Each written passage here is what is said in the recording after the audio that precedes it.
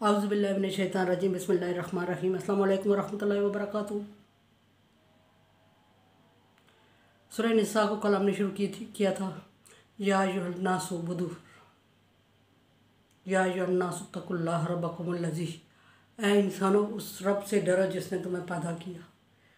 फिर फरमाया कि वाहिद नफ्सिन वाहिदा, एक जान से पैदा किया। फिर फरमाया कि उस जान से उसका जोड़ा पैदा किया। फिर फरमाया कि उस जोड़े से दुनिया में इंसान फैला दिए, मर्द और औरतें, और दुनिया को आबाद कर दिया। आयत आगे थोड़ी सी रह गई थी। वत्तकुल्लाह अल्लज़ी बिही वल अरहाम,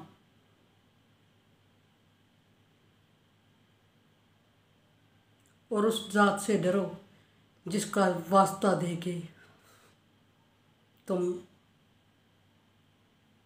अपने रिश्तेदारों से सवाल करते हो।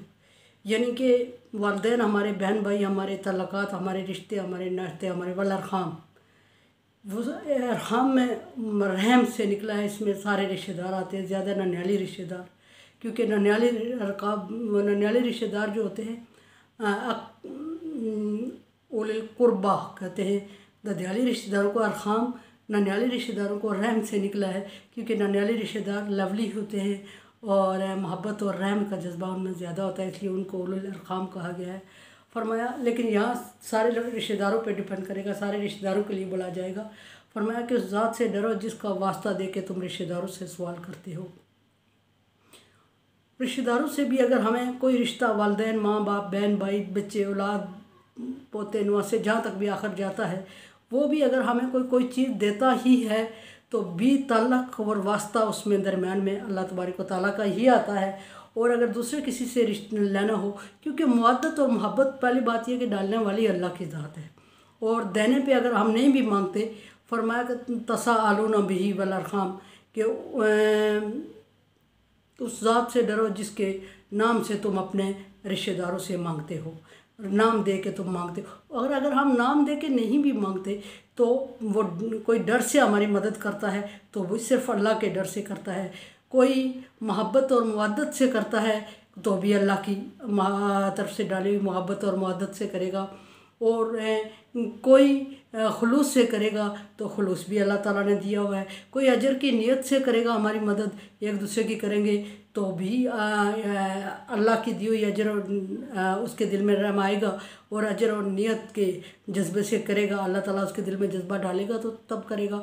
अदरवाइज़ अगर हम समझे कि हम अपने बलबूते पे अपने माँ बाप से भी फ़ायदा उठा सकते हैं तो ऐसा मुमकिन नहीं है। तो फरमाया कि उस ज़ात से डरो जिसके वास्ता दे के तुम मांगते हो, या जिसके वसीले से मांगते हो, या जिसके वसीले से खाते हो, या एक दूसरे के साथ तावन भी करते हो, तो वो वसीला तुम्हारे सामने होता है तो करते हो।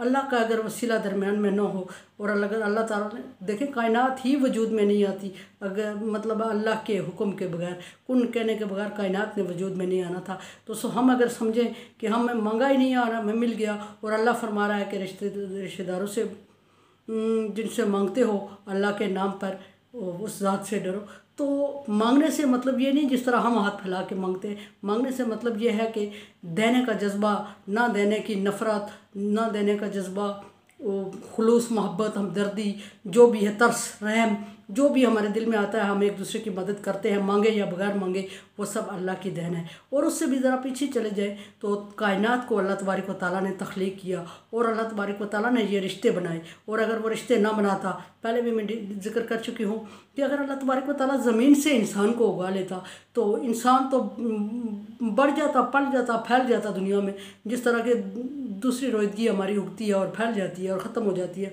लेकिन किसी को किसी से मोहब्बत और मुवद्दत नहीं होती, किसी को किसी से रहम का जज्बा नहीं होता, और किसी को किसी से खुलूस नहीं होता, किसी को किसी का एहतराम नहीं होता। तो ये जो सारी चीज़ें हैं ये इस आयत में आ रही है कि तसाअलूना बिही वल अरहाम, कि एक दूसरे से वसीले से मांगते हो, अल्लाह के वसीले से। और ये सारी चीज़ें अल्लाह की हिकमत है कि अल्लाह तबारक व तआला ने इंसान के जिस्म से इंसान पैदा किया ताकि मोहब्बत और मुवद्दत हो। और ये हम कहें कि हमने मांगा ही नहीं और उसने दे दिया, और फिर मांगने का यहाँ ख्याल कैसे आ गया। तो मांगने का मतलब ये नहीं कि हाथ फैला के मांगना या ज़ुबान से कहना।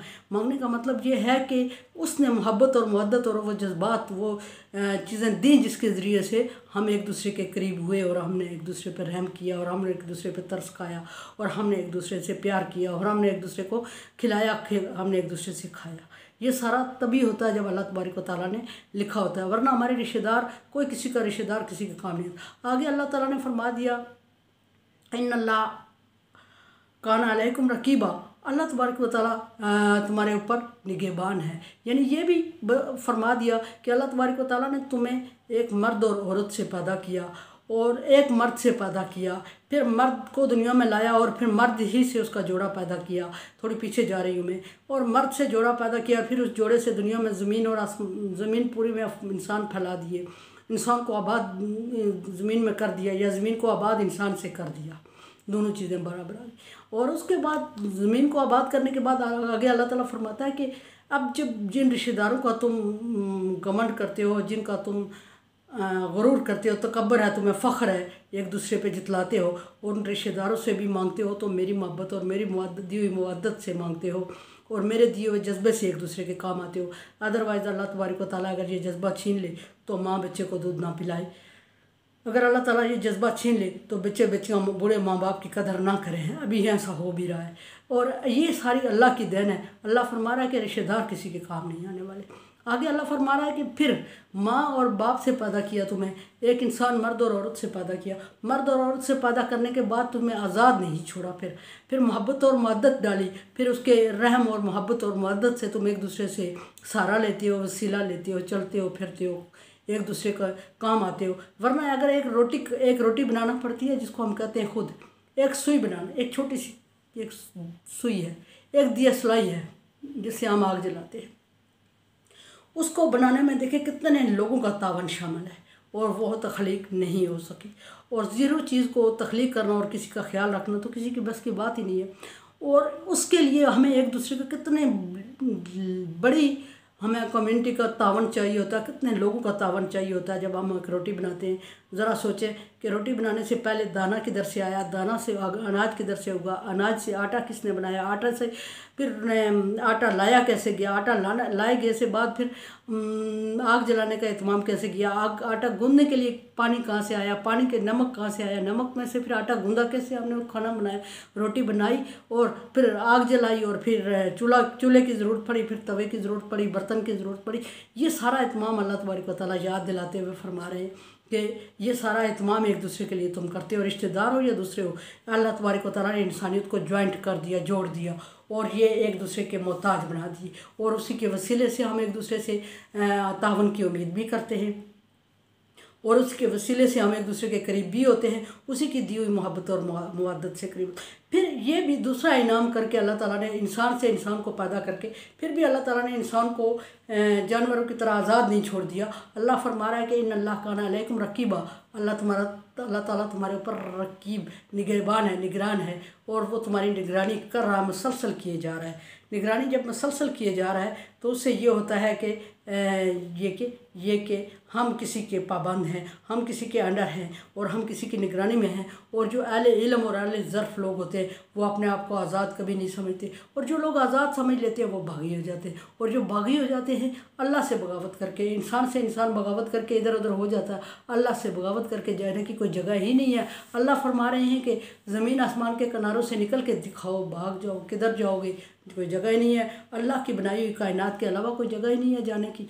तो अल्लाह तबारक व तआला अपनी तरफ रुजू करवाना चाहते हैं। अकीदा है, ये एक अकीदा है कि अल्लाह के अलावा कोई और ज़ात नहीं है जिससे आप मुतासर हों या जिसको आप सजदा करें, जिसको माबूद माने। सिर्फ वो अल्लाह की ज़ात है जिसने तुम्हें एक, ये देखिए, अनहोनी सी बना ली है। इतनी बड़ी चीज़ें अल्लाह तबारक व तआला ने दे दी हैं कि एक इंसान से पैदा किया, उसके जोड़े को, फिर उस दो को बनाया और उन दोनों से ज़मीन आसमान, ज़मीन में इंसान फैला दिए, फिर ज़मीन में इंसान फैला दिए तो फिर एक दूसरे की मोहब्बत और मुवद्दत के लिए रिश्तेदारियाँ कायम कर ली और रिश्तेदारियाँ कायम कर ली तो रिश्तेदारों के दिल में मोहब्बत और मुवद्दत डाली तो वो एक दूसरे के करीब हुए। अदरवाइज़ रिश्ते की वैल्यू कोई नहीं समझ आती।